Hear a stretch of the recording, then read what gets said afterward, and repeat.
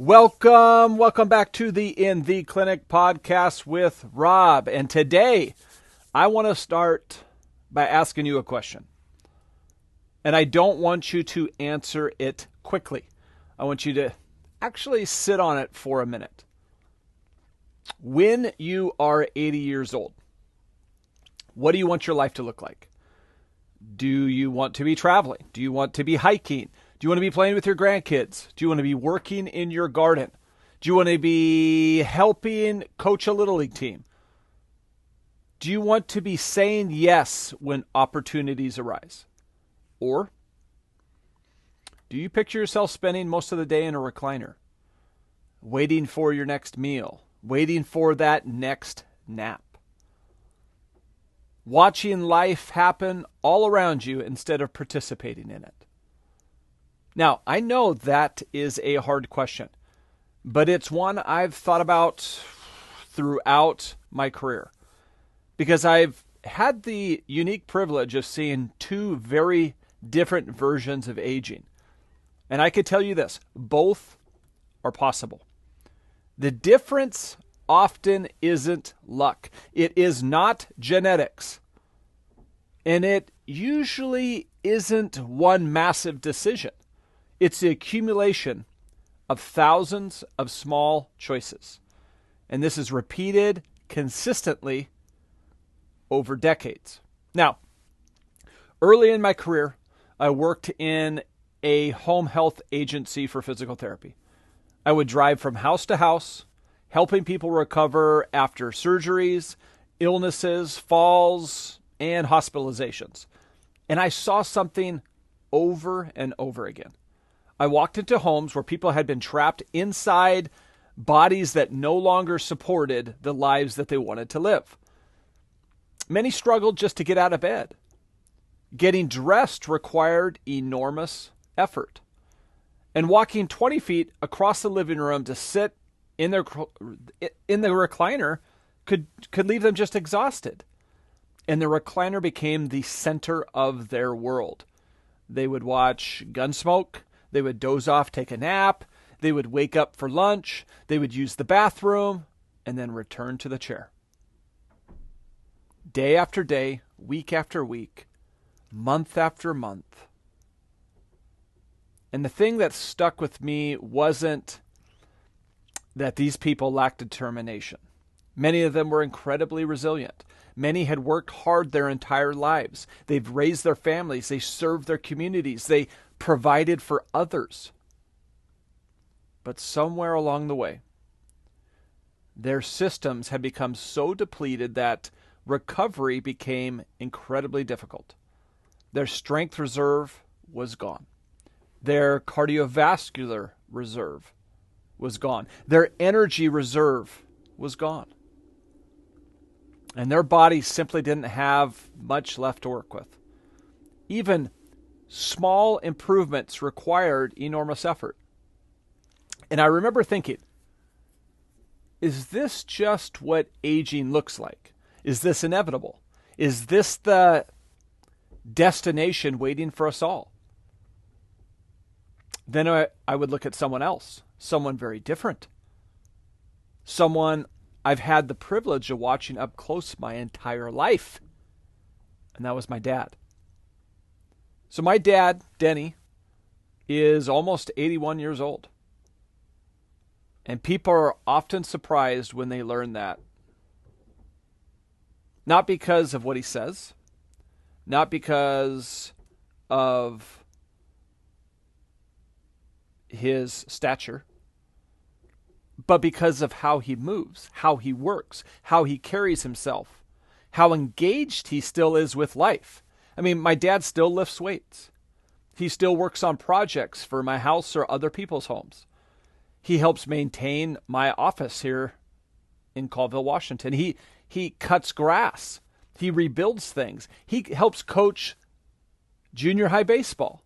He volunteers his time helping maintain local baseball fields here in my hometown because he wants to have a place where kids can play baseball and it's safe for them.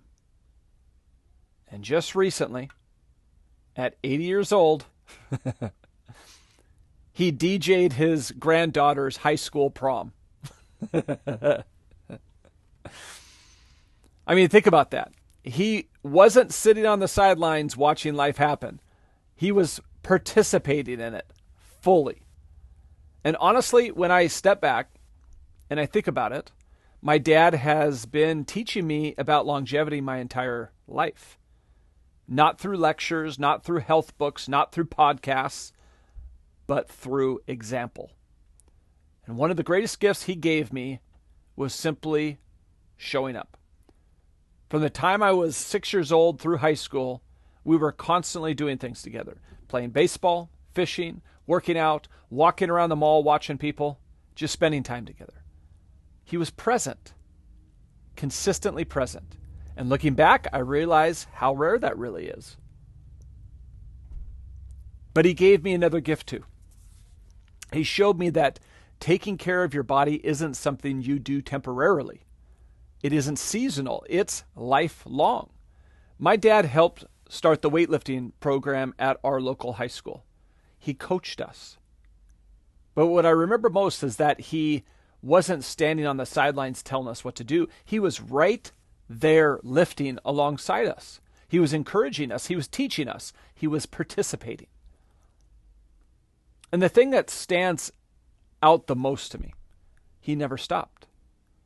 Exercise was never something he used to do. It simply became part of who he was. And his career reinforced this too. He worked in sanitation. He was a garbage man. And back then, garbage trucks weren't automated. He physically drove the truck, got out of the tall cab. He went and lifted the heavy cans, dumped them into the back, returned them back to where they were, and did this over and over throughout the day. It was hard work. And it kept him moving. It kept him strong. And because he got off work around 2 p.m, he was able to coach nearly all of my sports growing up. Movement and presence became part of who he was. And one of my favorite sayings that I have heard my dad say as he ages, don't let the old man in. And what he means is simple. Don't stop doing things. Don't become too comfortable sitting in the chair, because eventually the things you stop doing become the things you no longer can do. So over the years, I found myself comparing these two versions of aging, the recliner and Papa Denny. And one person struggling to get across the room, another is DJ'd in the high school prom at 80 years old. One person's world is getting smaller, and another person's world is staying wide open. And I started asking myself, what's the difference? Is it genetics?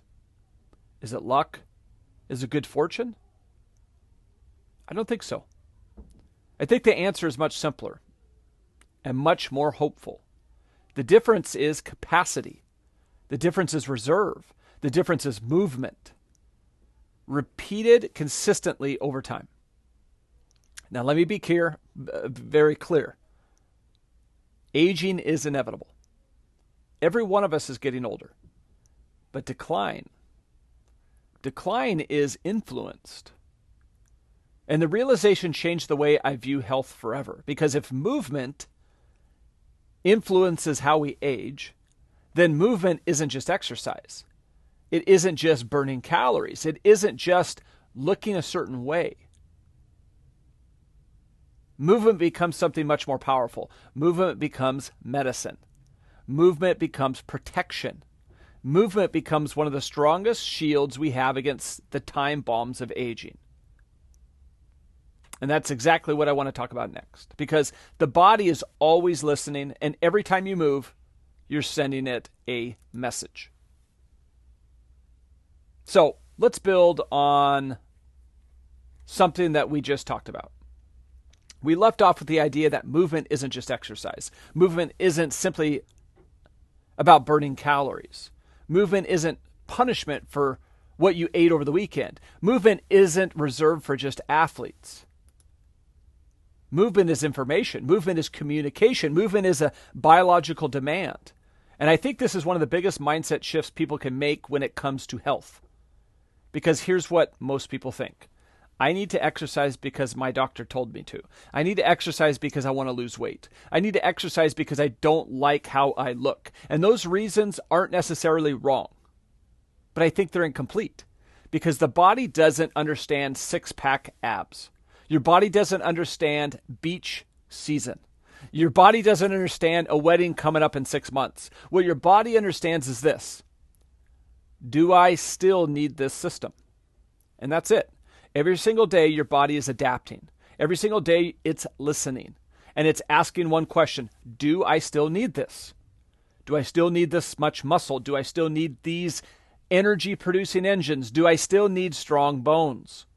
Do I still need balance? Do I still need cardiovascular reserve? Do I still need the ability to recover? And your lifestyle answers those questions every single day. So think about it like this. Imagine you own a company. If a department isn't being used, what eventually happens? Resources get reallocated.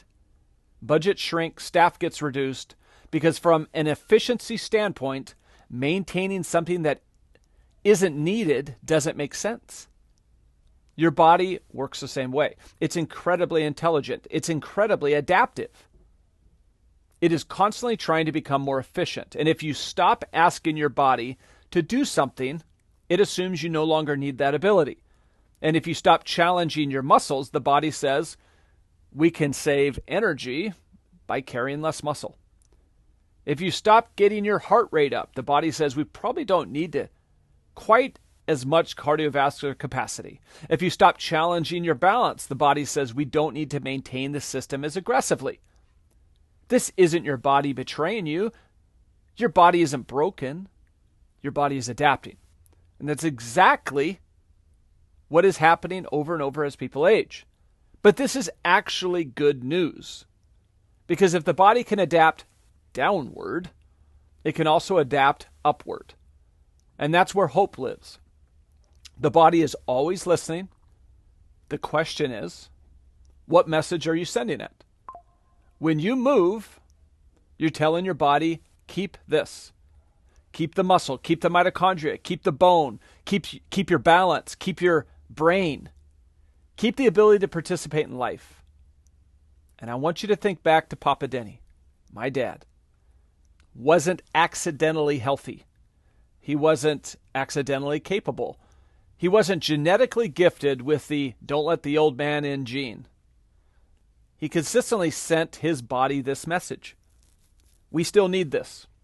Lifting weights, working, coaching, maintaining relationships, serving others, DJing his granddaughter's prom. These weren't isolated events. Those were the natural consequence of decades of reinforcing the same message. We still need this. And the beautiful thing about the body is that it responds at 50, at 60, at 70, even at 80 years old. It listens. Now, that doesn't mean we stop aging. Let's be realistic. Aging is inevitable, but decline is influenced. And movement might be just one of the most powerful ways to influence that trajectory. So I want you to, at some point, take a look at the book Unbreakable.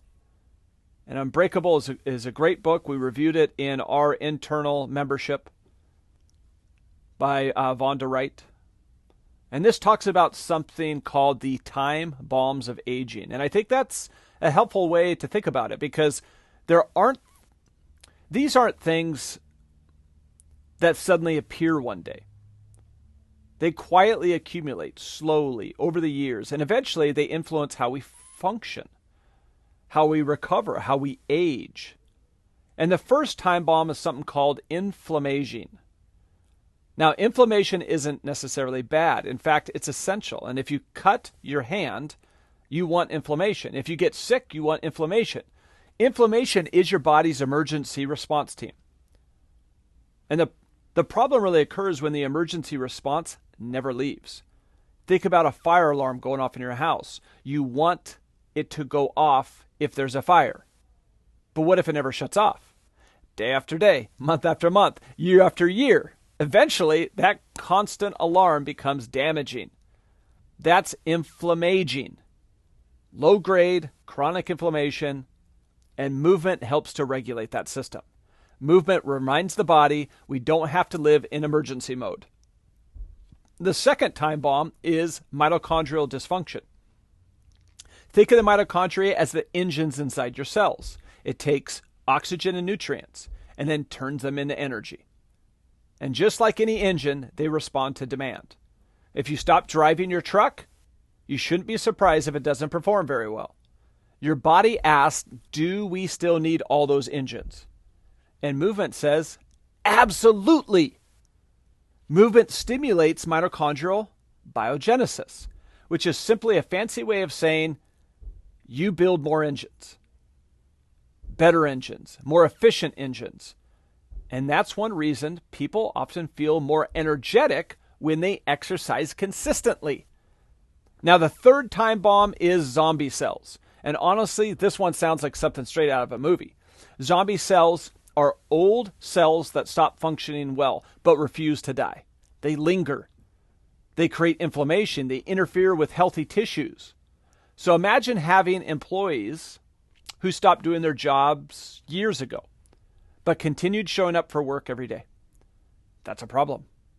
Movement appears to support the body's ability to manage these dysfunctional cells. It improves the cleanup process. It encourages better housekeeping. Now, the fourth time bomb is fuel gauge dysfunction, and this one is huge. Your body was designed to switch between fuel sources, to burn carbohydrates, to burn fat, to adapt. But modern lifestyles often interfere with that flexibility. The fuel gauge becomes less responsive. Insulin sensitivity declines. Metabolic flexibility decreases. The body becomes less efficient. And movement helps recalibrate that system. It reminds the body how to use fuel efficiently. Now, the fifth time bomb is stem cell exhaustion. Think of stem cells as the body's repair reserve, the backup team, the rebuilding crew. And as we age, that reserve naturally changes. But movement helps support the environments that cells operate within.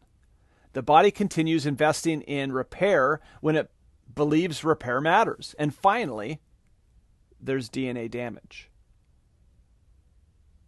The wear and tear that accumulates over time. Now, movement doesn't make us immortal, but it does appear to support many of the protective mechanisms involved in maintaining cellular health.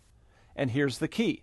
Every single one of these time bombs is influenced by lifestyle, especially movement, which brings us back to a simple truth. Movement isn't fighting against your body. Movement is working with your biology. It's helping your body do what it was designed to do. And here's what I want you to remember. This isn't about perfection.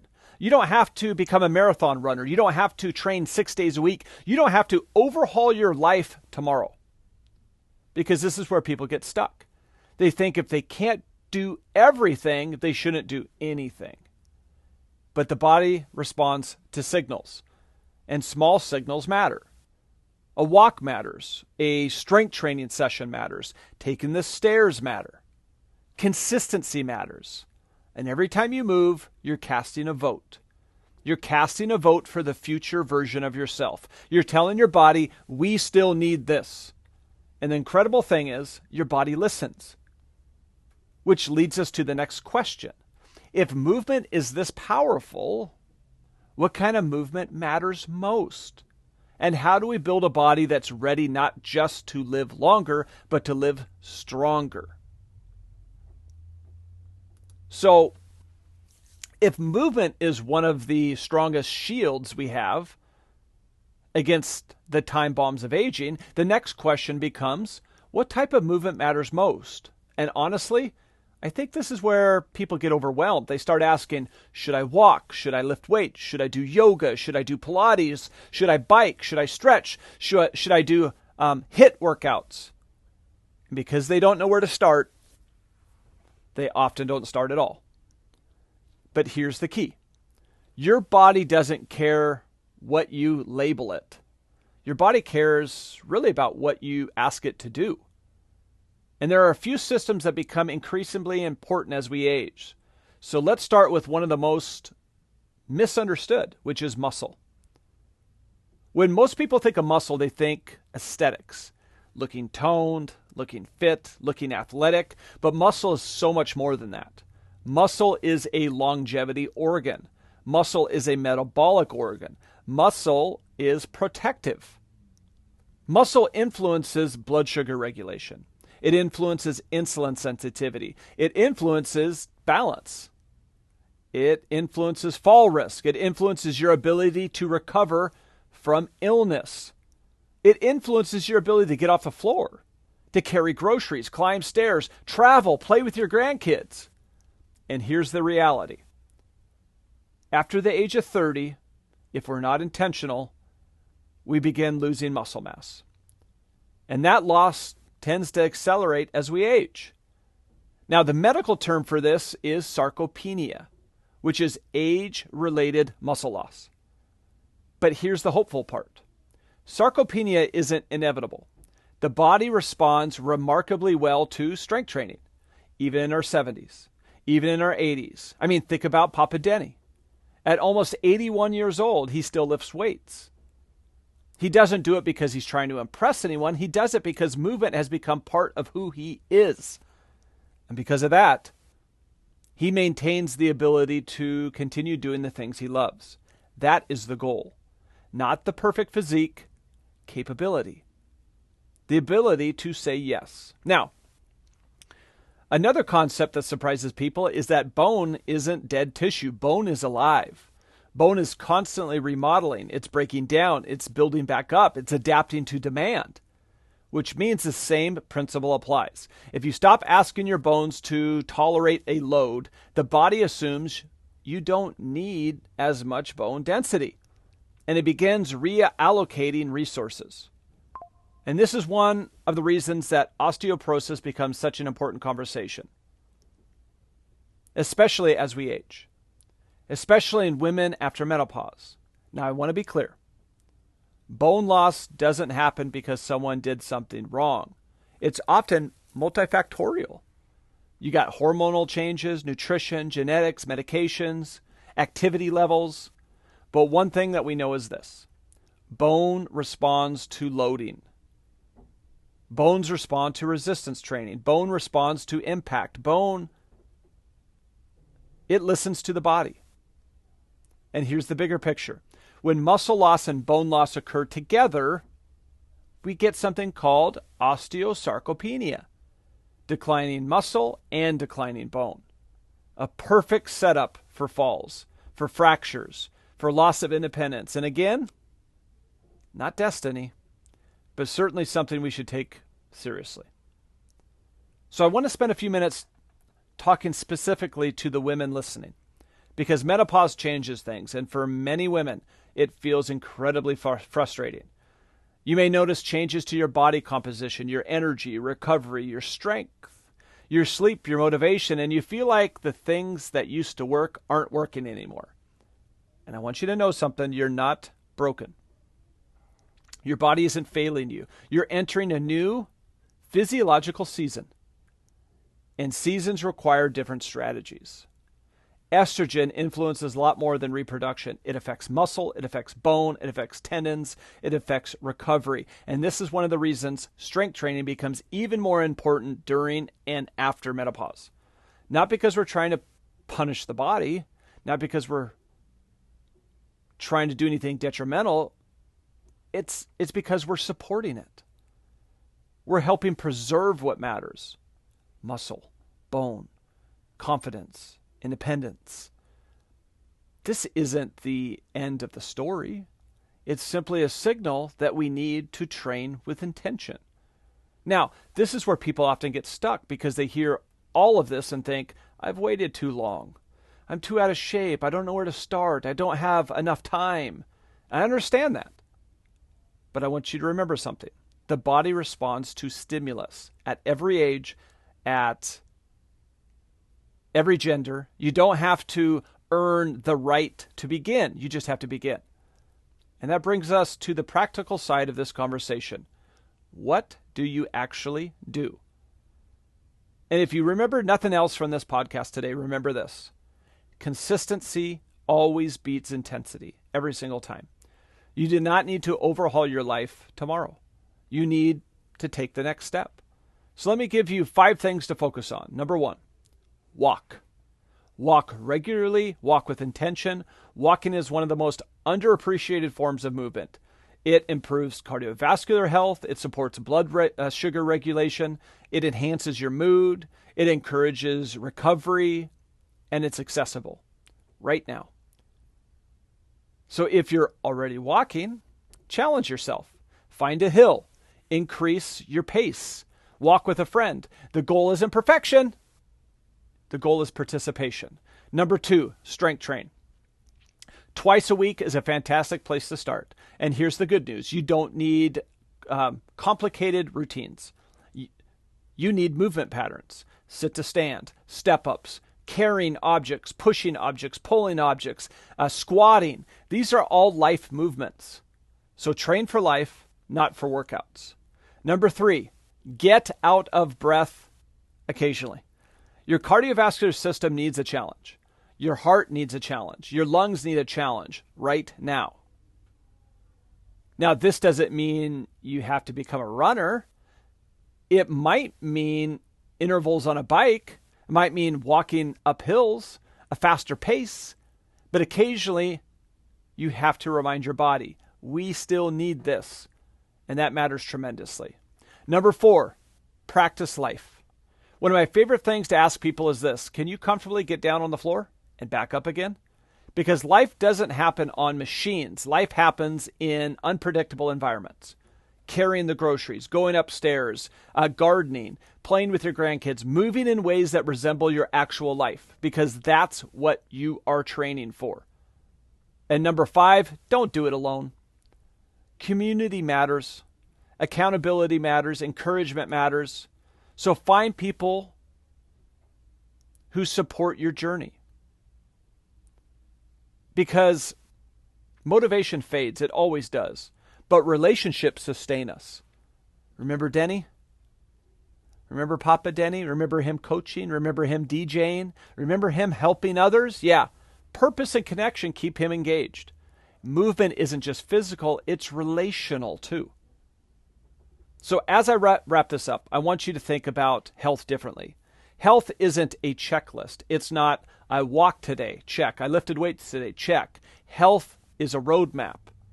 There are seasons. There are detours. There are periods where progress happens quickly and periods where progress feels slower. The goal isn't perfection. The goal is direction. So ask yourself, where am I right now? What's one thing I can prove? What's the next step? Because when you start viewing health as a lifelong journey rather than a short-term challenge, everything changes. And here's what I want you to know. You don't have to do this perfectly. You simply have to keep moving, because every step, every repetition, every walk, every decision to move is an investment in the future version of yourself. And that is a beautiful thing, because your body is listening. All right, so let me bring this all together.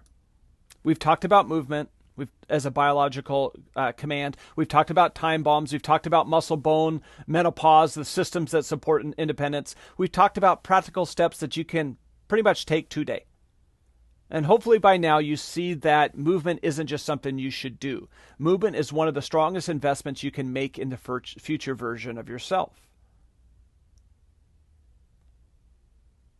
So now I want you to ask yourself, how do I know that what I'm doing is actually going to work? And that's an important question. So let me give you an example. Imagine walking into your doctor's office. They looked at you for 30 seconds and said, you seem fine. Then handed you a medication. No testing, no assessment, no understanding your history, no measurement, no context. Most of us would think this seems a little reckless. And yet, that's often how people get approached with exercise. They guess, they choose random workouts, they train as hard as possible because they think harder is better, or they avoid challenge completely because they're afraid to overdo it. They bounce from one program to another, one diet to another, one health trend to another. And after years of effort, they're frustrated. Not because they didn't try, but because they lacked clarity. And I get that. I understand that. Because the world is noisy. Everyone has an opinion. Everyone has a solution. Everyone promises results. And people are left wondering, who do I listen to? What do I do? Am I doing enough? Am I doing too much? This is where people get stuck. And I want to offer a different perspective. Maybe the problem isn't your effort. Maybe the problem is that you're guessing. So let's go back to movement being a biological command. Because if movement sends signals to the body, wouldn't it make sense to understand how the body is responding to those signals? Wouldn't it be helpful to know whether your aerobic system is strong or struggling? Wouldn't it be helpful to understand how efficiently your body uses fuel? Wouldn't it be helpful to know whether you're training too hard or not hard enough? Because here's the truth, you can work incredibly hard and still be working in the wrong direction. Not because you're lazy, not because you're broken, but because you don't have the information you need. And that's exactly why at our clinic we brought in the Pnoe. Now, as a physical therapist, I've spent years helping people recover, helping people regain their strength, regain their movement. And one thing becomes incredibly clear to me. People don't just want to recover. They want to thrive. They want energy. They want confidence. They want to know they're doing the right things. They want clarity. And the reality is, we've never had better tools to provide that clarity. So the Pnoe allows us to take the guesswork out of health and fitness. It allows us to understand how your body is functioning right now, not based on averages, not based on formulas, but based on you. The Pnoe measures several things that are incredibly important for longevity. First, it measures your VO2 max, which is essentially your body's ability to use oxygen. And here's why that matters.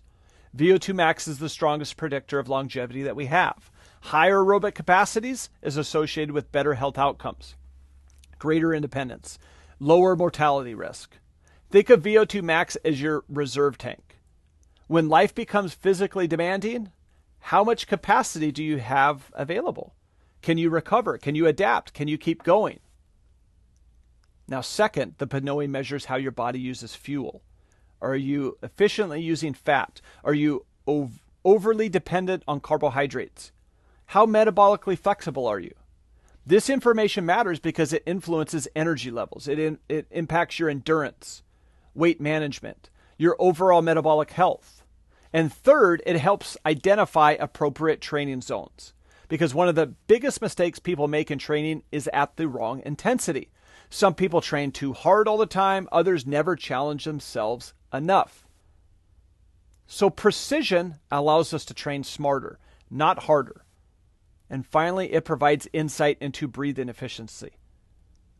How effectively your body uses oxygen. How efficiently your systems work together. And again, this provides clarity, not guesswork. So remember those home health patients I talked about earlier? The recliner, the shrinking world, the lost reserve. Now remember Denny. The coaching, the projects, the DJing, the baseball fields, the ability to participate in life. Those outcomes didn't happen overnight. They were built over years through choices, through movement, through consistency. And here's what I want you to understand. The goal isn't to become perfect. The goal isn't to become obsessed with metrics. The goal is awareness.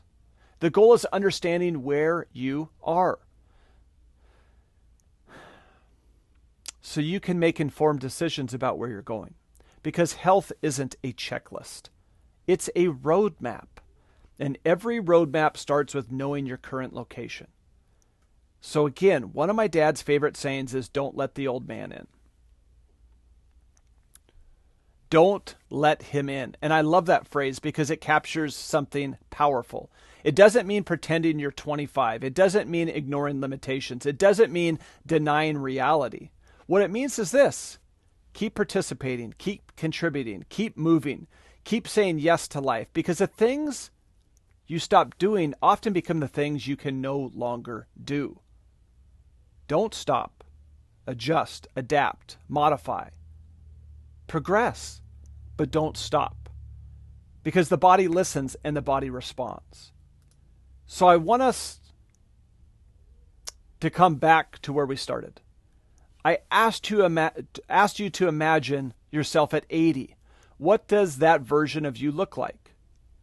Can you travel? Can you hike? Can you play with your grandkids? Can you volunteer? Can you say yes when opportunities arise?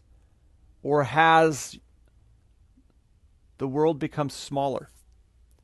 And I don't ask that question to create fear. I ask it because I want you to recognize something important. You have influence. You have agency. You have a say in how your story unfolds. Not complete control, but influence. And that's incredibly hopeful, because the future version of you is still being built today. One walk at a time, one workout at a time, one choice at a time, one act of service at a time, one decision to keep participating at a time. So here is my challenge to you. Start. If you've been waiting for the perfect moment, start. If you're feeling overwhelmed by conflicting information, start. If you've convinced yourself it's too late, start. Because the body responds at 40, 50, 60, 70, 80, and the body listens. And if you want to take the guesswork out of it, if you want to understand exactly where you are right now, then schedule the Pinoy assessment with us. That's exactly why we brought the Pinoy into our clinic. Not to scare people, but to empower them, to provide clarity, to help people understand their physiology, and to create a roadmap forward, because once you know where you are, you can begin moving towards where you want to go. Aging is inevitable, but decline is influenced. And movement is one of the strongest shields that we have against the time bombs of aging. Not because movement makes us immortal, but because movement tells the body, we still need this. We still need strength. We still need energy. We still need resilience. We still need purpose. We still need connection. We still need the ability to participate in life.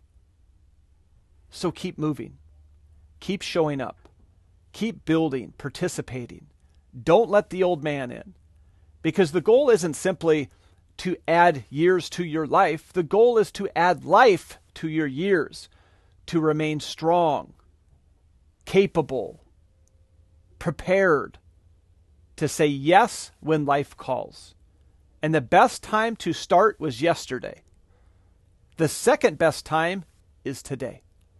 So again, thanks for spending the time with me today. And until next time, go grow some muscle and enjoy life. Thanks again.